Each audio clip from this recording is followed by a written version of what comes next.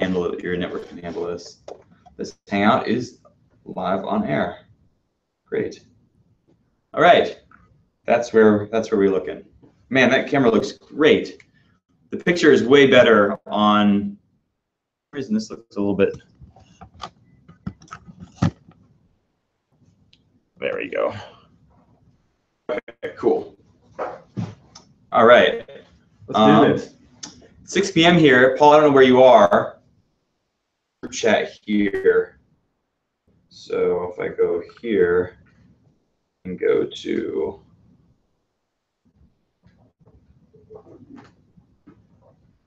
I think that's right. Okay. Travis, what's up? Paul, let us know what your questions are, because this whole thing is based off of you guys asking questions.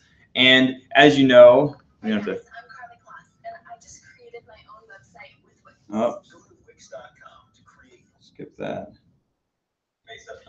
Oh, this. I have to mute that. Okay. That is not as great as I wanted to be. Oh, okay. So everybody's here. Great. All right. We might have to tear down the Facebook stream, guys, and go over to the YouTube page, because I don't think we have the amount of bandwidth. You know what your bandwidth is here? We're going to be starting in 2 minutes. It should be high enough. But. Yeah. Let me see. We'll check. We'll see if people are complaining about the bandwidth. Otherwise, we'll tear this down.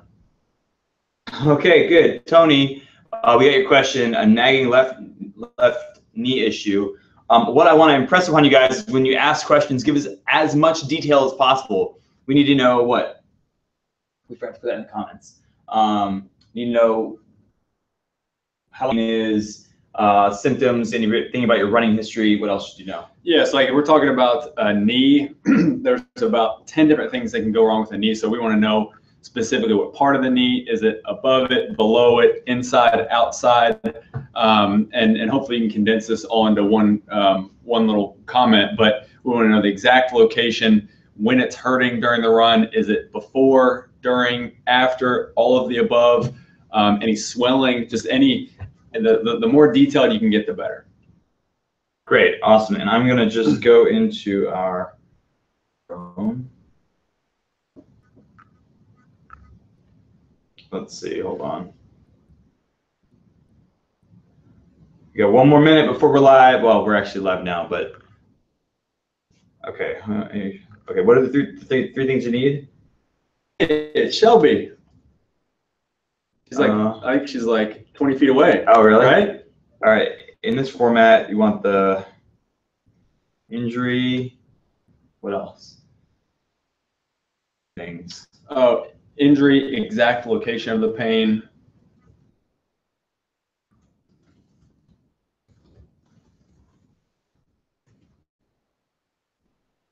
Mm-hmm.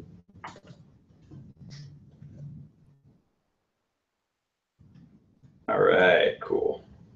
So, John, question about Achilles tendonitis when he switched from gravel trail running to pavement. What are good exercises to do? So that's one. Achilles is a real common one. That's one you want to be real careful with. Usually the two things that will cause it, one would be restriction in the upper part or mid part of the calf, specifically the gastroc or soleus. So doing a ton of mobility work with crossball, all the good stuff we've gone over in the past. Or if there's any instability in the foot, so you want to make sure that it's that you're in the correct shoes. If this is one that looks like it started once you got to pavement, it's probably because those calves are taking a little bit more of a beating being on pavement compared to a little bit softer gravel. So the first thing I would do is really go to town with the mobility specifically before you run. I hope that helps out a little bit. Okay, and let's see, we have Tony asked a question. All right, so Jonah B, I have a bunch of bruises on my calves from doing soft tissue work. Is it still safe to run? A lot of mashing. Yeah. That's if it's towards the beginning of starting this routine, I would call that normal. That means you're probably using the correct amount of pressure when you are rolling. Yep. So I would keep running. If it's the type of thing that persists or gets a whole lot worse and starts negatively affecting your run, right, that's where I would maybe tone it back a little bit. But now, how would somebody? So what is the line of pain? So if they're running and they're like it's warming up and the pain goes away when they're running. Would that happen? Or with bruising, actually, you're probably going to consistently feel the pain, right? So what is the line you think in terms of versus push through? I think the two rules to go by, one would be if the current pain you're having, if it's causing you to consciously alter your mechanics, change your stride at all, if you're doing anything like that, that's where I would say, all right, this is something I need to give a little bit more time to. Or if the pain is going above like a 4 or 5 on the pain scale, that 10 is the worst pain you've ever felt. Obviously 0 is nothing at all. Usually if it's getting in that 4 or 5 range, that's a sign that our body's telling us, hey, we're doing some more damage here. So that's why I would back it up a little bit. So I'm seeing the bit rate on, guys, just to our Facebook audience, I'm seeing the bit rate on our YouTube page, and it's like getting bogged down a little bit. So what we're going to do is we're going to close down our Facebook feed. If you guys want to continue watching, all you got to do is hop over to our YouTube channel, and then we'll have a crystal clear one group at a time. There are about 30, 40 of you guys that have been here. So just hop over there, and we will see you in our YouTube channel, just YouTube/The Run Experience. Cool? All right. That was an internet thing? Yeah, probably. Sorry. That's okay. Cool. We're going to do this. All right. All right, YouTube audience. We are full throttle on you now. Okay, you can go there. I'm going to adjust this while you're going. Yeah.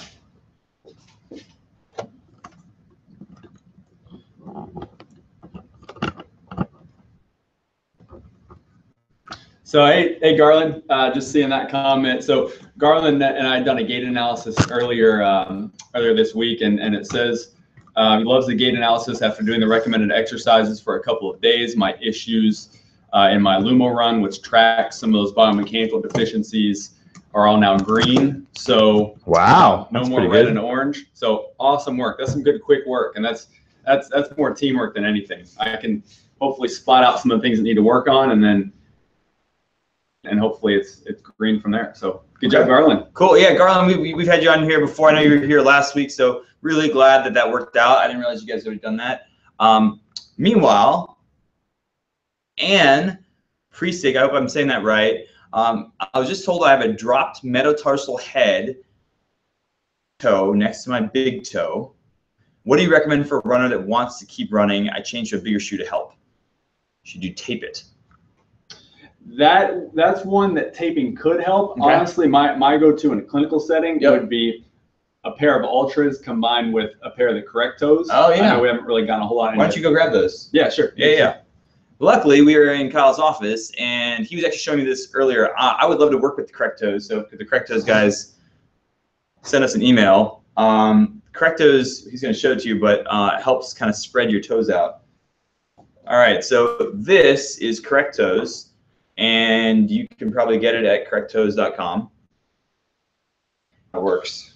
Yeah, so this has been my go-to. I mean, I'm not exaggerating here. I've had people come in that were about to go in for the bunionectomy type surgery, which is a pretty long rehab off your feet for long periods of time, 4 to 6 weeks, whatever, and they've saved it from getting into a pair of correct toes. And so a lot of the issues as runners that we get involving the feet come back to misalignment of the foot, right? Whether it's all the toes being squished and being pushed one direction or another, whether it's the toes moving in a direction which is going to sometimes tug on the plantar fascia. So a lot of plantar fasciitis cases and Achilles cases can be caused by foot misalignment. Sure. So correct toes, it's a great product. I know they make a lot of toe spacers, but this is by far the one that I recommend, just because you can wear it with shoes, specifically ultras or lems. There's a whole list of shoes you can wear it with.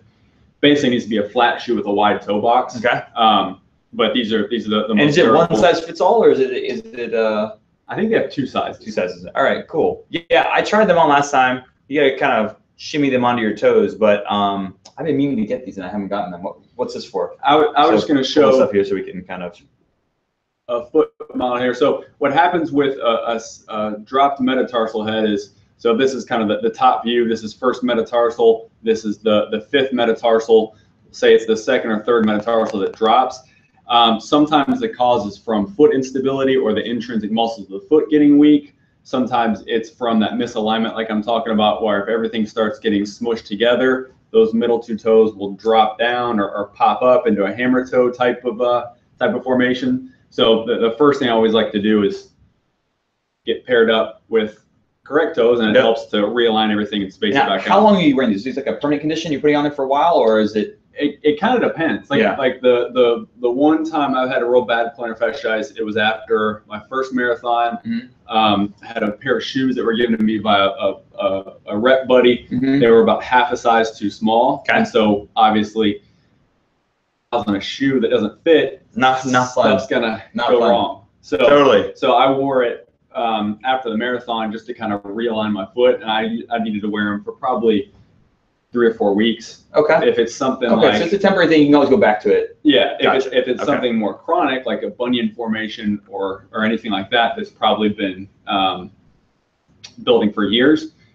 I mean, awesome. It might take a couple months. And guys, I want to, before we move on to the next question, I just want to, I'm reminded because I'm looking at Garland's comment here. He was in the group last week, or he was on the live show last week, and he went ahead and got the one-on-one session and the gait analysis with Dr. Rolling. Those links are in the description. And the cool thing is, we're going to go over these questions you have, but if you want one-on-one attention and want a half an hour with Dr. Rolling, we'll do it just like this. All you got to do is sign up below. Garland said that he had a really good experience with the gait analysis, and that you guys talked on over Skype. And yeah, and now his issues in his Lumo Run, which is a tracking tool, we've talked about that before, are no longer problems. So that's pretty amazing. Really happy. Thank you, Garland, for chiming in there. Really appreciate the mini testimonial. But if any of you guys are thinking about it, I've done it. We have our coaches doing it with Dr. Bowling. It's a really great service. So go ahead and sign up there if you'd like. Meanwhile, let's knock out some more of these questions. J15 Black. Patellofemoral injury, okay. Pain in both knees, unable to walk after a distance run, stemmed from Army training. He was running in ruck marches with no recovery. How can I increase my mileage without re-injuring myself? So that's a perfect way to term that question, because that tells us the location of it, that tells us what caused it. So that's a perfect way to term it. So patellofemoral pain, that's going to be knee pain, specifically above the kneecap. Sometimes we get it above, sometimes we get it below, on the inside, outside, and they all require a different approach. So pain above the kneecap is typically right where those quads join the kneecap, or the patella, the knee bone. So the first thing I would say is test out that quad length and quad flexibility. Okay. So definitely get to work on stretching, mashing quads. That's another one where taking into consideration your foot strike is important. So being sure the cadence is high, and the warm up is key there, because it's basically too much friction between where the kneecap, the femur, and the quads all come together. So if you start that run and all that stuff is just mashed together, yeah, you're going to hurt after the next day. If you can start that run and everything's warmed up and prepared for what it's about to be asked to do, which is the repetitive motion, then chances are it's something you can get through. Awesome. And of course, J15 Black, if you want to go farther, you can always book a session with Dr. Kyle. We actually filmed a video yesterday in the afternoon about runner's knee, which is not the same problem, right? We talked about that being below the knee. And we're talking about the symptoms and treatments, but this is actually a good one that it comes up fairly often. So probably another video we should do in the future. And we're always willing to take suggestions. So we're looking for, new topics that Kyle's gonna be doing a bunch of our YouTube videos specifically focused on injuries. And we're gonna be taking a lot of your questions here and turning them into longer form stuff. Absolutely. All right, cool. So we have, oh man, there's so many questions coming in. Thanks, guys. J1 Black, Hardik, I'm overweight. I'm not used to running. How should I start to lose weight? Okay, so this is a large question, and there are a lot of people who answer it in different ways. Let's tackle, if you are overweight right now, what are some of the things you should be worried about or concerned about, and what are the things that you can do so you can safely start running? Because you might not be used to the pounding, and you're carrying a little bit extra weight. That's a little extra force on your feet and your joints. What should you be thinking about? Well, yeah, first, Hardy, congratulations. This is really exciting. Absolutely. You're getting proactive about losing some weight. The first couple of things, just kind of general overview of it, is your body's not used to this. So the first, 6 to 8 weeks might really stink as far as feeling beat up. There might be something that's painful. You know, it might be a different area of the body that's painful after every run. But if you can just get through that first period of acclimating, sure, that's going to be the biggest thing. And that's, you know, week by week, hopefully we're going to continue doing this. Check in with us if there's anything new that's hurting, that you know, you're not sure whether this is an onset of a new injury or this is your body acclimating to the repetitive motions. That's something we can help with too, whether it's on here or doing one of our one-on-one sessions. Yeah, and guys, if you ever want a one-on-one session and it's not exactly around injuries, you can still get that session and then work with Dr. Bowling on whatever your issue is. So of course, feel free to take advantage. I'm gonna say Aloe, but I don't know about it. I think that's a Portuguese name, Barrios.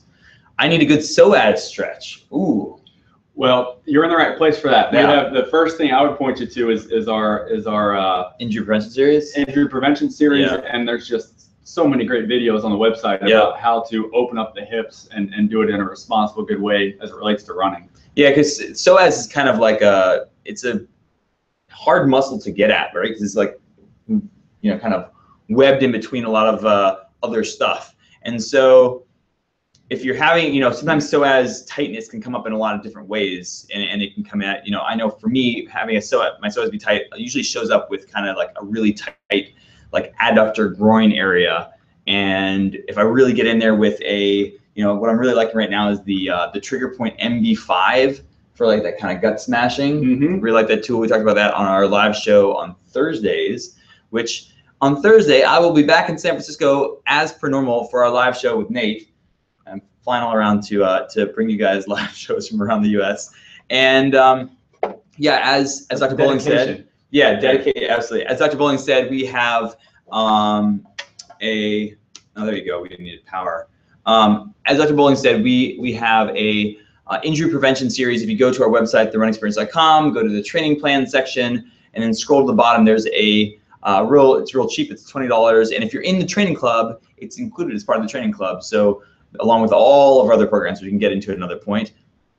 But our injury prevention series goes head to toe, and like in there and say, hey, I need a good psoas stretch. I'm guessing there are other parts that are connected, probably your hips, that are also tight as well. So there's lots of videos on that as well.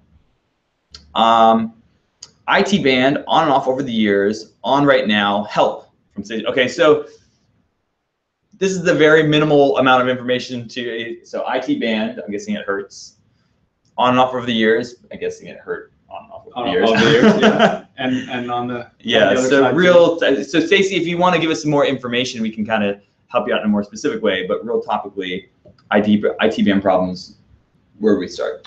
Well, definitely some good info that it's on both sides. Usually when it's bilateral on both sides, that tells us it's more of a systemic approach. Meaning, is it on both sides? This is on and off over the years. Oh, okay. I'm sorry. I thought it was on both sides. Yeah, no. I think it might. Well, we don't know. But if it is on both sides, what does that mean? If it's not on both sides, what does that mean? Okay, I got you. So it might be the same cause on both sides. It definitely shoot us another comment so we know whether it's just one side or the other. But in general, that's one where hip stability is a lot key. Core stability is key.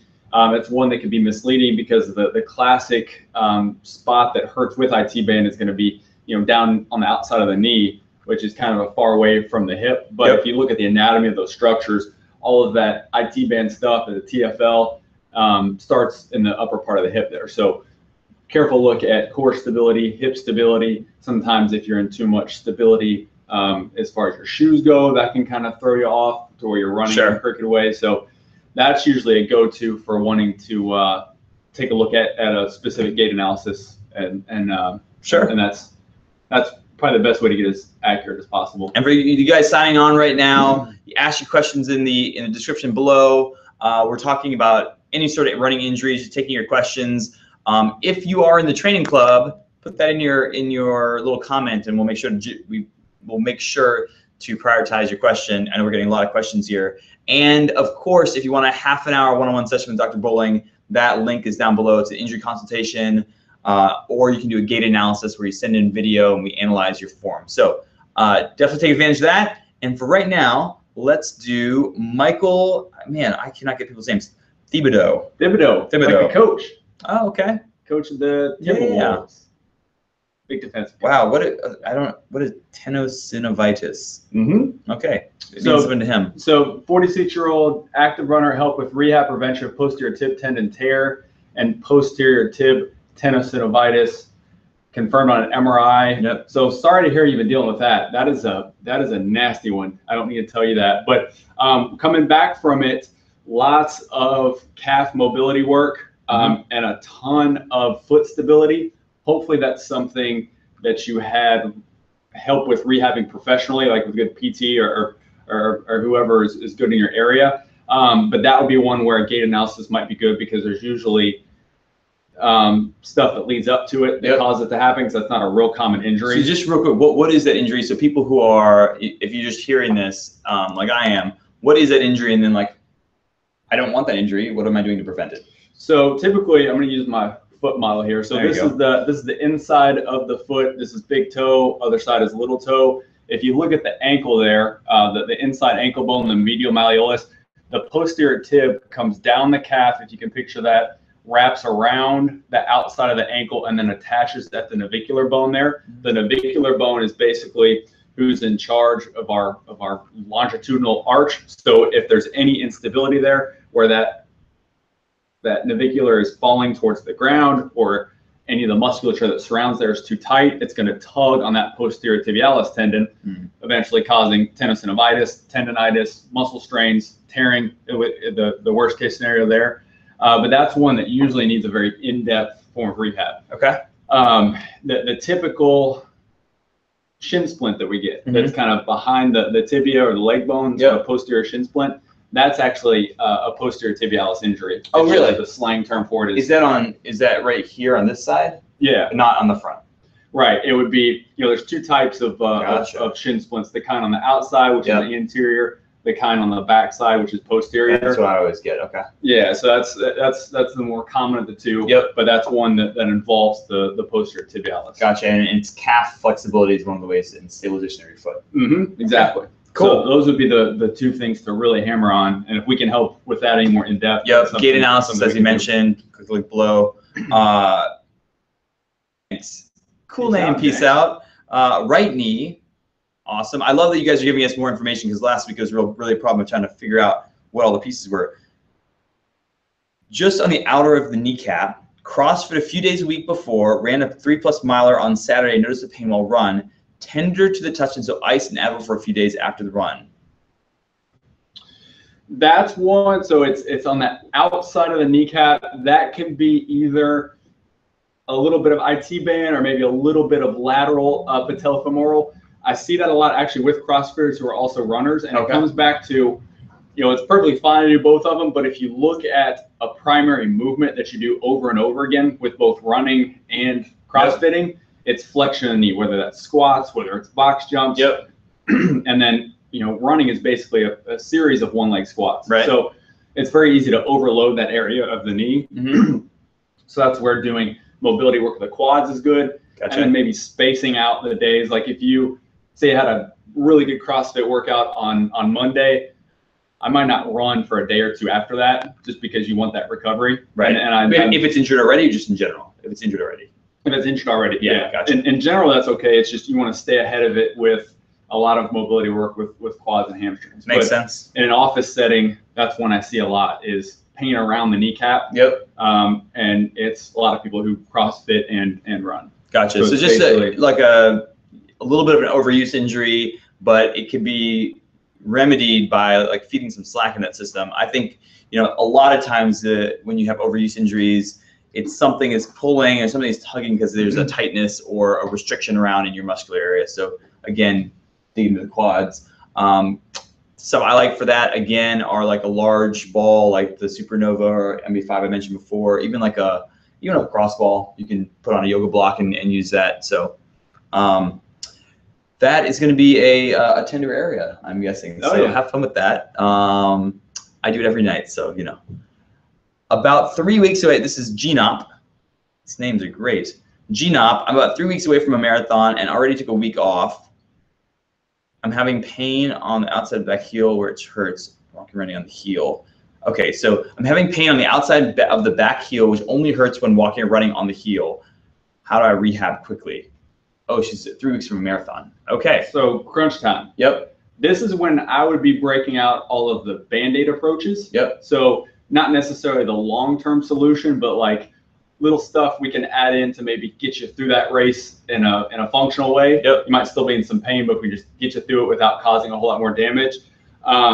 A different heel to toe height in shoes might be something that helps, because what you're describing, it sounds like right where the peroneal tendons run through. If you want to look that up, yeah, basically, thanks. Forgot about this guy. So before I showed you the posterior tibialis tendon, that's on the inside of the heel. Let's flip over to the outside. So now we have the little toe, fifth metatarsal. This is the outside or lateral malleolus part of the ankle bone there.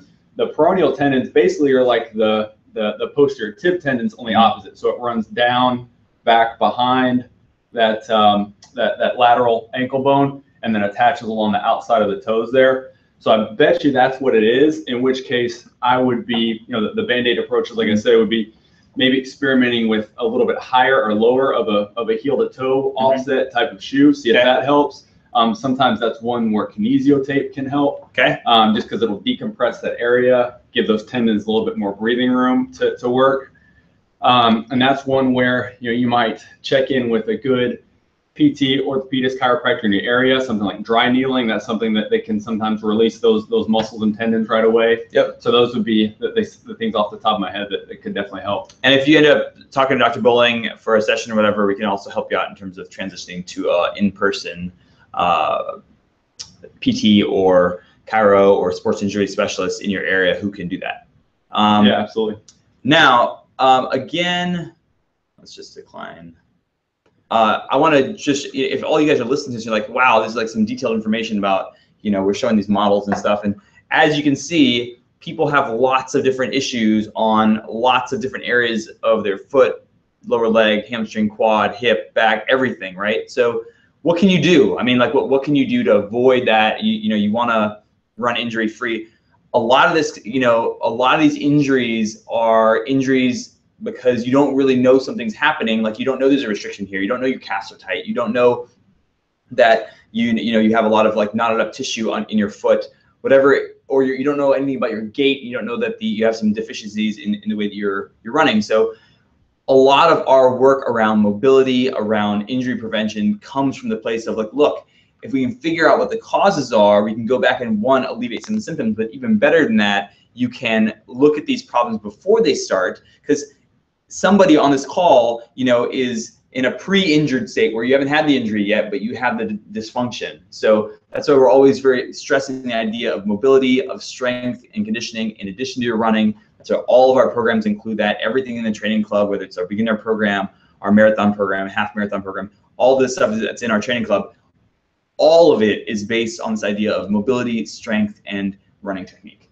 So, and that is why Dr. Bowling is working with us. And then if you run into a problem, then we can hopefully get you out of it and get you to your race. But for all you guys listening, if you don't want the problems that we're talking about and you don't have anything specific right now, really where we point you is, get into that injury prevention series I mentioned earlier, get into a program, look at our stuff on YouTube, and it's all about this mobility, strength, form, all of our free content, same type of thing. And then all of our stuff for you guys who are in our training club, which is a paid program, that is all around incorporating that into your running schedule. And all of our videos are around that. So just a kind of quick opinion about how we, like philosophically, how we train people at the Run Experience and how that ties into a lot of stuff that we're talking about here.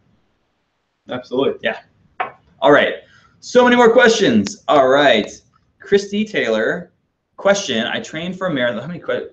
Okay, we have lots of questions. Okay. Christy Taylor says, I trained for a marathon last year. Didn't have too many issues outside of normal Achilles aches and pains. However, recently I have an injury to the outside of my heel on the right side. It feels more like a bone than haven't been able to run for over a month due to pain on the outside of the foot. Okay. So yeah, that could be similar to what we were just talking about, the peroneal tendon. It also could be more of like a deep calcaneal bursitis, which is more of like damage to the actual heel bone on the bottom of the foot there. So the first thing I would probably point you to is the video that we did in Boston this year, okay, for the race, where we went through how to screen whether this is a mobility issue, meaning something's tight, tugging on the tissue that attaches to the heel, or something's weak, which causes some instability of the foot. So that would be the first step as far as figuring out the correct approach in fixing it.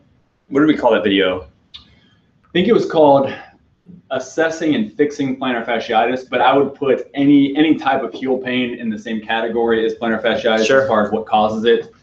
Some other things off the top of my head would be making sure you're in the right type of shoes, making sure that they're not too worn down, you haven't put too many miles in them. And if you were working with her one-on-one, what's the kind of the first step? You kind of go through a series of questions and have her move in certain ways and see whether there's pain? Yeah, we'd basically get a lot more in depth with the questioning to figure out when it hurts, when it doesn't hurt, the patterns to it, which helps us diagnose a little bit more accurate. Sure. And then with the gait analysis, obviously, I think that's the best way of anything to get down to that underlying cause, is just what's happening from a movement standpoint. Awesome. All right, Christy, some options for you there. You can look up the YouTube video, you can book a session. Hope that helped. Craig Midley. Craig, you have an awesome name, so. Yeah. 6 weeks after my knee microfracture and cartilage tear, do you think I will be ready for a marathon in October, and any advice on quicker recovery time? Wow, that would be miraculous recovery time, honestly, if you're ready for a marathon in October after a microfracture. I would 100% defer to hopefully the good team you've been working with. That one's not a real common. So I wouldn't. I think that the advice I would give you would be secondary to what you're probably already getting. Yeah, I kind of wonder whether that was actually a running injury or a knee fracture. It's a strange place to get a stress fracture, right? If you're getting it in the actual patella, or is he talking about maybe it's somewhere in the knee? Yeah, I'm curious if that's a microfracture surgery that he received. Oh, gotcha.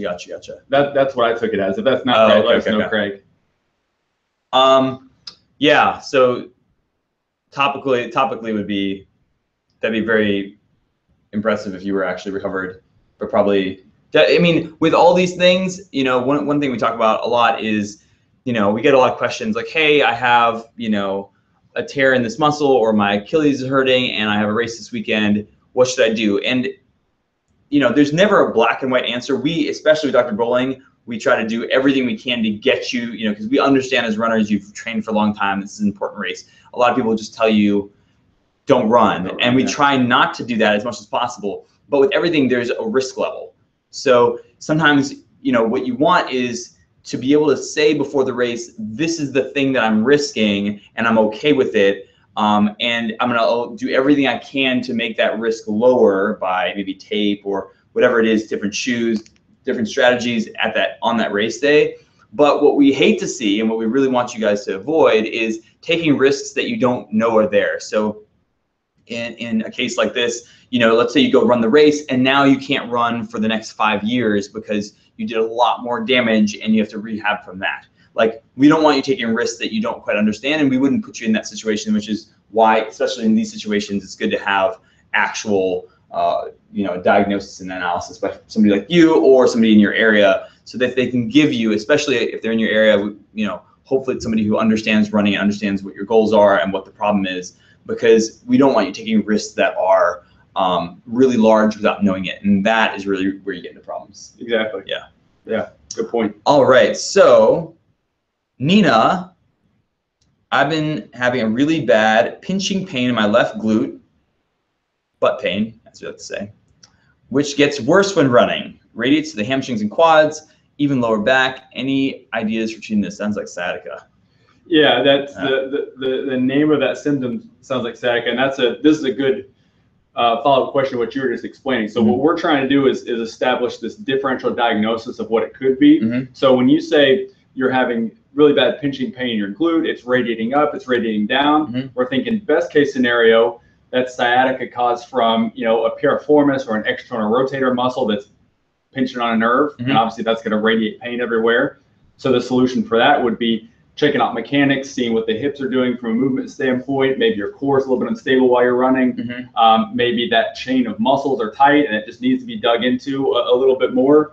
So that's what I would tell you to do first for that type of thing. But say you try that approach, give it a couple weeks, and it's not getting better, then the other end of the spectrum of a differential diagnosis would be something more structural with the hip. So that's why I would say, let's treat it first like it's soft tissue in nature, which is very, very, work throughable. That's a word. But if it's not getting better, that's where I would say, all right, let's get it checked out in person from someone in your area to make sure it's nothing more than that. And whenever it is like a nerve pain like that, that area can get kind of angry. It's a very technical term.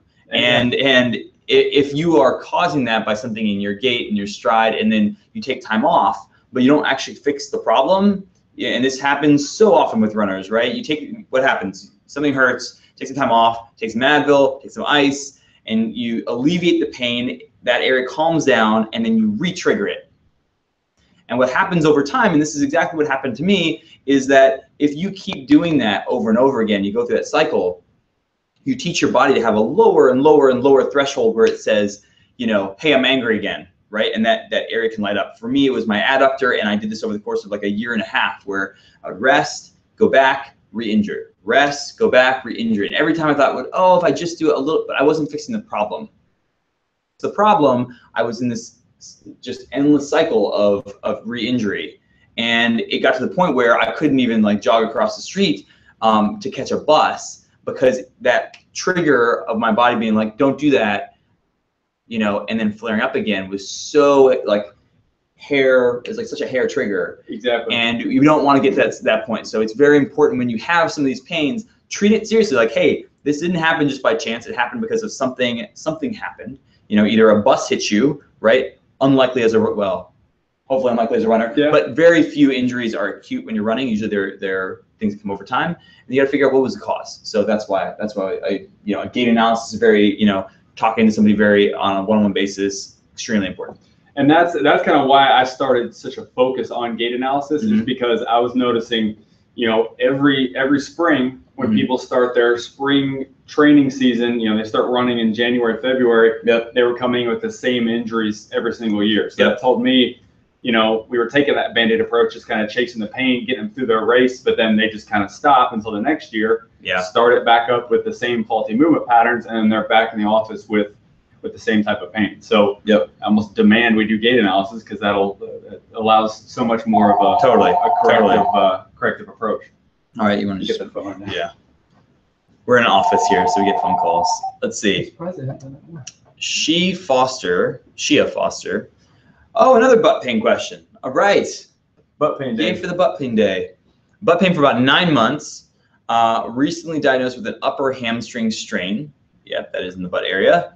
How long does it take to completely heal? Should I discontinue running completely? No pain while running, only after. So I would love to know what a professional opinion is. I would say that you don't have to stop working out completely. There are probably things you can do, like aqua jogging, if you can stay in a place with no pain, that you can still do exercise. But my guess would be, if you're experiencing pain while you're running, it's probably not going to heal very quickly. With upper hamstring pain like that, proximal hamstring tendinopathy is what we call it. It can go either way, because that's a great example of what we were just talking about, where a lot of people get it, will take off sometimes 3 or 4 months. Oh, right. And then they get right back into it, and the mechanics aren't fixed. So Gotcha. That would be one that would be, I think, very important to have evaluated, because a lot of times, like if your hips are rotating forward, which would actually be caused from quads being tight, it's going to then elongate those hamstrings, keep them in a constantly stretched out position. And so this is my problem. This is exactly my hips. You can't see my hips, but my hips were, when I would stand, I'd have a kink in my back like this, and because of a kink in my back, like basically my pelvic would be tilted like this. The bowl would be tipped forward. And that was just irritating. In my case, it was my adductor and my hamstrings were like, just light up. Yeah, and when you have that pain, what do you think to do? All right, well, I'm going to stretch it, foam roll it. So you're taking an already elongated structure and putting more length into it. So it's going to make it worse. Right. So that would be one to definitely have a good eval. because it's not one you necessarily have to take much time down for. If Yep. it's already so bad, then yeah, you want to get in a pool or a good cross training regimen, whatever your preference is. But a correct diagnosis and evaluation. Awesome. So it's good news that I was actually wrong, that you probably there might be a chance you could run through it or keep working through it. So book a session either with somebody that is local to you or with Dr. Bowling is really the diagnosis, and then move from there, because you don't want this to get into a cycle. Yep. All right, Shia, I hope that helped. Super Slime, wow, nice icon, Super Slime. Did a 5K yesterday. Was using a shoe that had no real arch support. Now my calves, feet, and knees are in a constant pain. Is it serious, or do I just need some recovery time? Definitely recovery time. The day after a 5K, whether you have the right shoes on or not, those areas are going to be kind of beat up. Hopefully it's because you crushed the 5K. But I would definitely give it a few more days. Maybe, hopefully take today off, maybe tomorrow if it's really bothering you. Do some easy jogging on Thursday or Friday, see how it's doing. But that should be the type of thing that slowly gets better. Definitely stay on the calves though and feet from a crossball foam roller standpoint. Cool. And Christy Taylor, I just see your link here if you're on a Samsung. If you don't see links in the video, it's not on the video. Unfortunately, I don't think there's. No, it's not on the video. It's in the description, Christy. And I think if I'm wrong and it's not in the description, I'm sorry, guys. But it's very easy. Go to our website, therunexperience.com, and go to the training plans section, and you'll see gait analysis and you'll see injury consultation. You can sign up there. So it's very simple. Therunexperience.com, training plans, and then you'll find both of the types of sessions that you can book with Dr. Bowling. And yeah, book one or both, depending on what your issue is, and it'll help you out. Yeah, cool. Absolutely. All right, so we got so many more questions. We only have about 10 minutes left. Let's see if we can knock some of these out. We'll go. What Nate and I like to do is a lightning round. We're not quite a lightning round. Lightning round is like with 4 or 5 minutes to go. So let's hit one more up. Diana Harper, recognize your name, Diana. Right knee pains after runs. It's just below the joint in the front. The pain is sharp. Pain stops about a week after running stops. It never pains during running, even if I begin with it hurting. Interesting. That sounds, might be a couple more details here, but that sounds like runner's knee. Yeah, I'm learning because we did the video yesterday. Yeah, the video that hopefully we can release soon will help you go through to figure out the exact cause. But it basically comes down to doing a good warm up for either the quads, the hamstrings, monitoring foot strike if you're a big heel striker.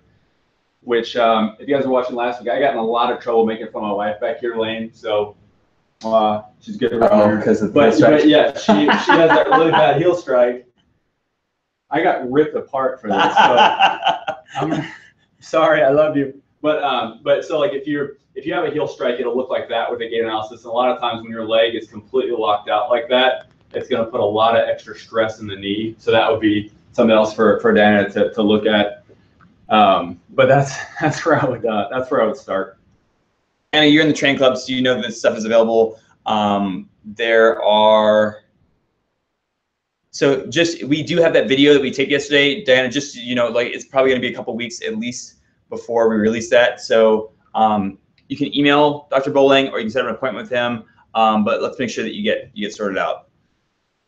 Michael, glad you liked the gait analysis. Awesome, and the one-on-one. You won't be disappointed, I promise. Nobody's disappointed once they do that. One of the things about this, like we go to this running store in San Francisco when we do our reviews of running shoes, and I'm always amazed when I go in there of like, everybody's either buying a pair of shoes and clothing, and like they'll rack up a $200 bill very, very easily, and I'm sure a lot of you guys and whatever it is at the store, you rack up a $200 bill on tools, which are absolutely necessary. Totally understand, but what I implore all the time is for all of our athletes, whether it's with us or whether it's with somebody else, whether it's just your own time, like spend as much or more time working on your body as you do buying tools, which is shoes, which is, the newest water hydration kit, which is, foam rollers and stuff, which actually foam rollers are a tool that you can use for your body, but, when you're working on, your race plan, your training plan, when you're looking at whether you should do a gait analysis or not, just think about how much time and effort you put into, you know, buying races and that sort of thing. Spend that resources, and again, yes, shameless plug for us, but of course, anywhere, just spend time on working on your body, because that is a thing you only have one of. You cannot replace it very easily, and it really is the thing that'll carry you for the next 20, 30 years of running, or the next 2 or 3 months, depending on how you treat it. That make sense? All right, let's get into it. We have Cindy Lewis. I've had ankle injuries, she's weak ankles, and I'm afraid to try to run again. What can I do to strengthen my ankles? Ooh. So quick follow-up, Cindy, if you don't mind. Let us know what part of the ankle, inside, outside, top, behind, because that would dictate how we'd answer that. Okay. Yeah. So if you want to pipe in there. I also think that we have, I'm pretty sure Coach Kirk over in Boulder, who's one of our coaches, has a video on strengthening ankles on our YouTube page. It is possible that we've not posted it on our YouTube pages yet, but I know that he's created one. But yeah, the type of like ankle injuries that you've had in the past definitely will affect that. So let us know, and we'll see if we can circle back to you. Elizabeth Day, I am a rural letter carrier. Thank you. Is that male? Oh, gotcha. So you're like, can I say male woman? Male woman, yeah. Okay. Maybe that's not a, maybe that's, you don't say male woman anymore, or male man. Male person? No, it's letter carrier. Okay, okay. Probably because they're shipping as many Amazon boxes these days as letters. I am standing, yes, thank you, first of all, and I am standing a couple hours in the morning and lifting heavy trays of mail and packages to load the vehicle. And then I deliver the mail from the vehicle only. So for 4 or 5 hours, standing straight up, very little, I'm often, what do you suggest to prevent injuries? My hips are very tight. My right side way more than my left. Hurts if I sleep on my right side. Wow, of course, yeah. So great question there, especially with the lifting, especially what a letter carrier will do with a lot of flexion, extension, rotation. That is a classic way to injure a back. Yep. A lot of times when people come into the office with back pain, the first thing we evaluate are hips, because 9 times out of 10, there's either something with the hip flexors, which are quads, hip extensors, which are the hamstrings, the piriformis areas on the side. If those areas are restricted, tight, whatever, a lot of times that's going to make the back overcompensate. So, you know, that would be one where first I would tell you, you know, if you look at the orientation of the hip joint, it's a ball and socket joint. So it needs to be able to move in all directions, really hammer on stretching mobility surrounding the entire hip, the front, the back, the outside, the inside, working up into the adductors. And then just being very conscious of how you're bending and twisting. Keeping a wide base, so having your, if you do have to bend forward to pick up one of those heavier boxes, having your base as wide as possible, meaning feet at least shoulder width apart. That'll make you use more of your hips and knees as opposed to your low back. So that would be the general answer I would give you. Lots of hip flexibility, hip mobility.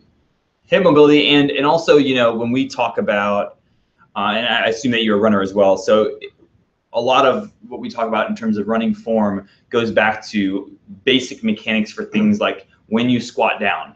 So when you do an air squat, you don't even have to weight on your back. What are your mechanics? Are you, like, is your back arched? Are you hyperextended? A lot of these things that we talk about as being good for runners, it's not just good for runners, it's good for humans, because we're moving constantly throughout the day, whether it's through your job, picking up a kid. I can't tell you how many of my friends who have newborn babies end up with back problems because all of a sudden they're like this and they're in really bad, poor form with this growing mass of wriggling human, and back pain and then a back injury. It can get fairly acute. I have had literally a number of friends that have had this problem. So life presents opportunities for you to get injured, and because you're moving constantly, and a lot of things that we talk about are for running, but they really are just basic movement things for life. And you know, as you dig into our YouTube stuff, as you dig into our programs in the training club, you will find that, you know, I remember the first time when I started training with Nate, for me, it was, I knelt down to tie my shoes, and all of a sudden it just felt so different because I'd been opening up my hips and working on stuff for my injury, and all of a sudden, like, wow, like I can squat down and tie my shoes, and it just felt different. I had been so restricted, I didn't realize that.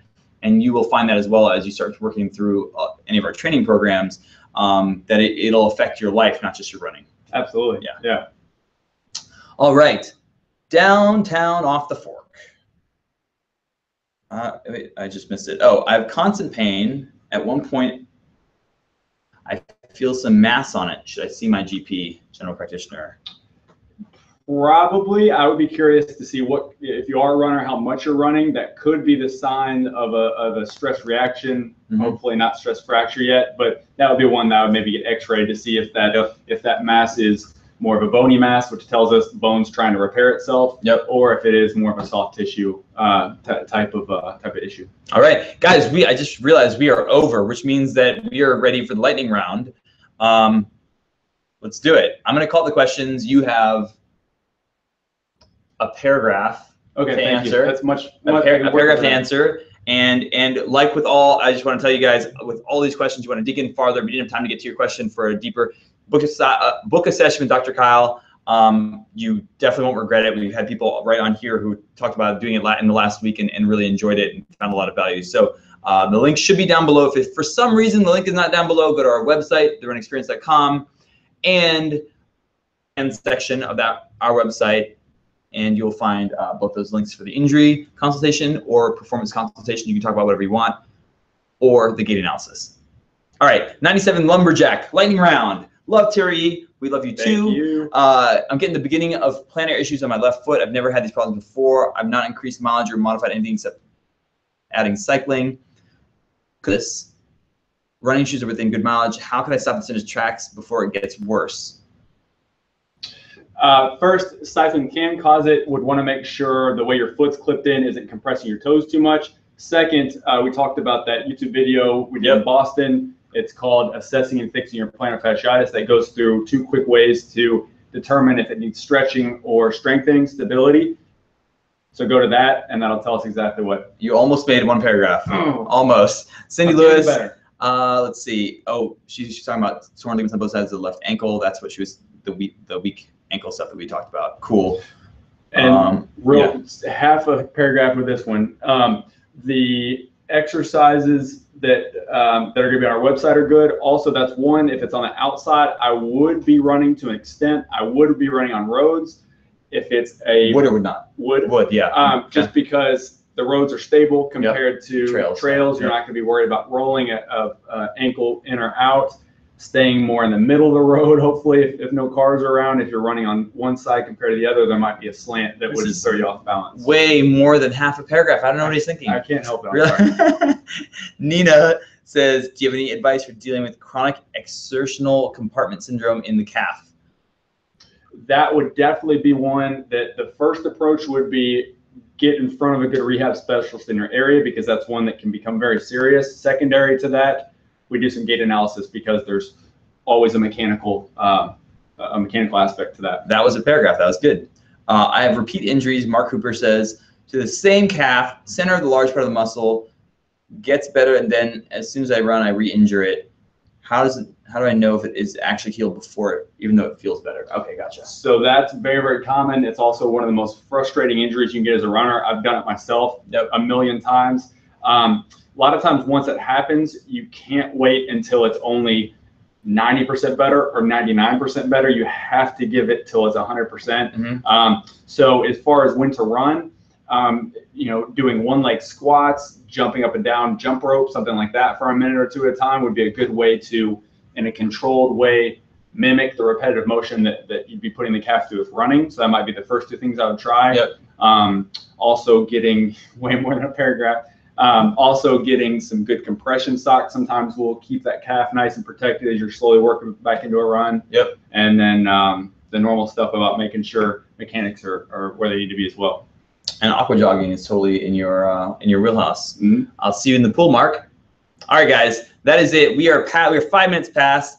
Thank you guys so much for signing on. We will be here again next week. I'll be back in California, but you'll see my little picture in there. And guys, we really, really appreciate all the questions. As we said before, if you haven't checked out our training programs, we have tons of stuff from beginners to advanced marathoners. Check it out on our website, therunningexperience.com. Oh, and I didn't tell you, this is very important. If you want a month free of our training club, if you sign up for a 5K, that link is definitely in the description. Sign up for our virtual 5K. It's happening in 3 weeks. You have time to train for it still. You can jump into one of our programs, and sign up for that, and you get a free month of the training club included in your purchase. So that is the good sauce. That will not be available for very much longer. Yeah. And of course, if you want a one-on-one session with Dr. Kyle Bowling, links below in the description, also on our website. Just go to the training plan section and you can get your questions answered in a much more in-depth fashion, half an hour with Dr. Bowling. And guys, we will see you next time. Do you know what time it is? Game time? Nope. It's time for the awkward dance of trying to stop this while you guys watch us. Okay. All right. You have to sing something. No, you don't have to sing. It's good. I was trying to remember the word. I don't even remember. Oh yeah, we gotta stop it right here. Oh right. My old Kentucky home. I'll see you guys in California next week.